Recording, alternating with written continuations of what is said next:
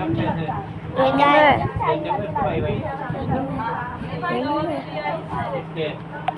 देखिए गाइस, ये हमारा चैनल है। चल रहा है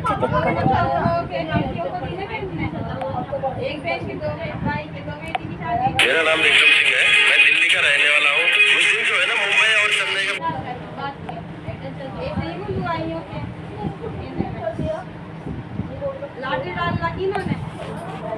हमने देखा बरूटो, कवाकी और बाकी सभी नारुतो को बचाने के लिए दूसरे डैमेज वो भी काफी ज्यादा भारी पड़ रहा था और साथ ही साथ वो अपने पॉइजन का भी इन पे इस्तेमाल कर रहा था। लेकिन सरादा इसके कोर का पता लगा लेती है और उसे डिस्ट्रॉय कर देती है, जिसके बाद बोरो पागल हो जाता है और वो इन लोगों को काफी बुरी तरीके से मारने लगता है और वो बरूटो को भी काफी बुरी तरीके से मारता है। लेकिन जब वो देखता है बरूटो वहाँ पर नहीं होता और बरूटो को हम आसमान में देखते हैं जो कि अपनी अलग ही फॉर्म में होता है, जो देखने में काफी ज्यादा खतरनाक लग रहा होता है। अब देखना ये है कि बरूटो की न्यू फॉर्म क्या बोरो को हरा पाएगी।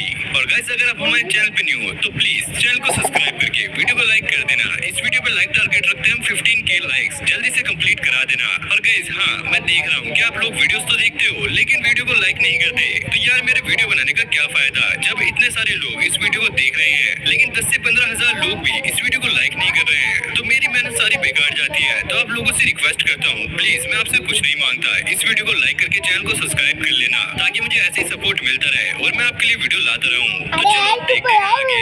अब हम देखते हैं कि बरूटो की बॉडी पर मोमोस्की ने कब्जा कर लिया है और जैसे बोरो उस पर अटैक करने वाला होता है वो उससे काफी तेजी से बचकर उसे काफी बुरी तरीके से मारता है। मोमोस्की कह रहा होता है कि इस लड़की की बॉडी में काफी कम चक्रा बचा है, तो वो नारुतो के पास जाकर उसका 9 टेल का चक्रा चुराने लगता है, जिसके बाद वो बोरो को काफी बुरी तरीके से मारता है और उसके हाथ पैर भी तोड़ देता है। जब मित्सुकी ये देखता है वो काफी ज्यादा शॉक हो जाता है कि आखिरकार बरूटो को ये क्या हुआ।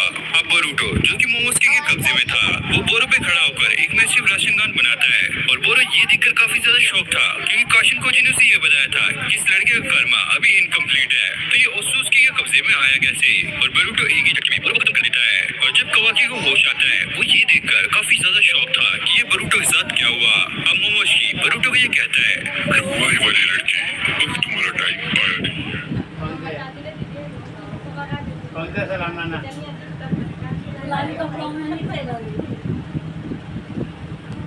हाँ भैया, नारुतो की बॉडी को कोई और कंट्रोल कर रहा था।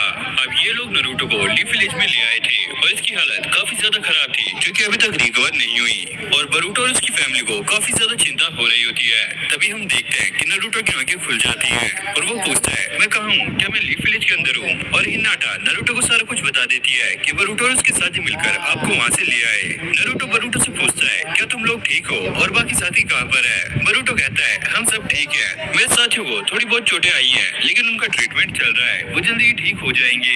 फिर हमें सास्के को दिखाया जाता है जो कि उसी हॉस्पिटल की छत पे खड़ा होता है। साकुरा उससे कह रही थी कि नारुतो को होश आ गया है और तुम ऐसे कहीं भी अभी मत जाओ क्योंकि तुम्हारी हालत इतनी भी ठीक नहीं हुई। अब कतास्की कवाकी को ये बता रहा होता है, तुमने अपने चक्रा का इतना ज्यादा इस्तेमाल कर लिया है कि तुम्हारी बॉडी प्रोस्थेटिक काम को एक्सेप्ट नहीं कर रही है और अगर ऐसा ही चलता रहा तो तुम्हारी जो बॉडी के फिजिकल फंक्शन है वो भी काम करना बंद कर देंगे।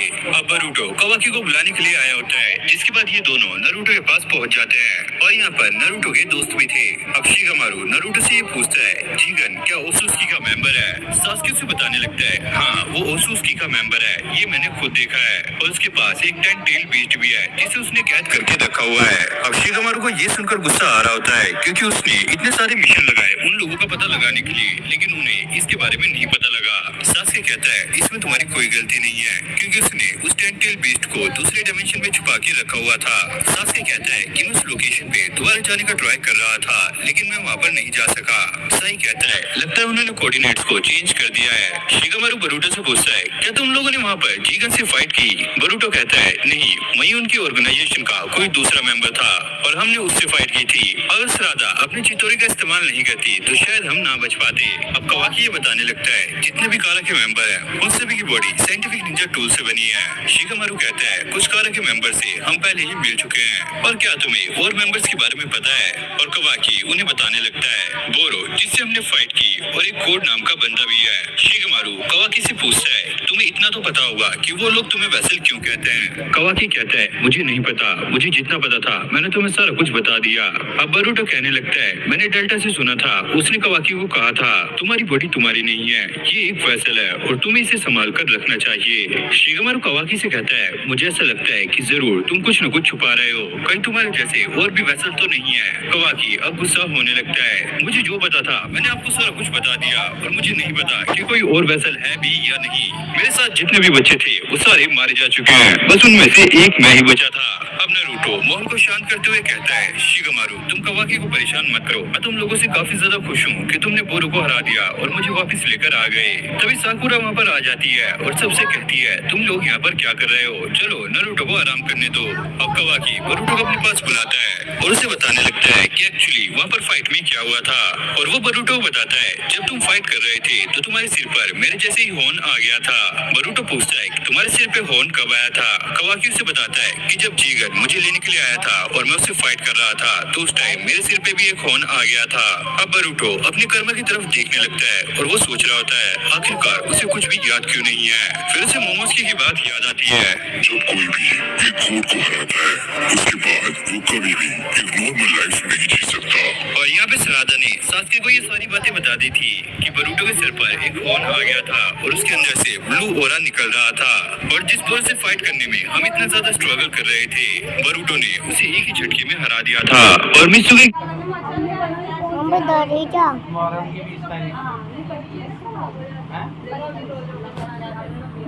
मेरा नाम विक्रम सिंह है, मैं दिल्ली का रहने वाला हूँ। और मैं पागल हूँ।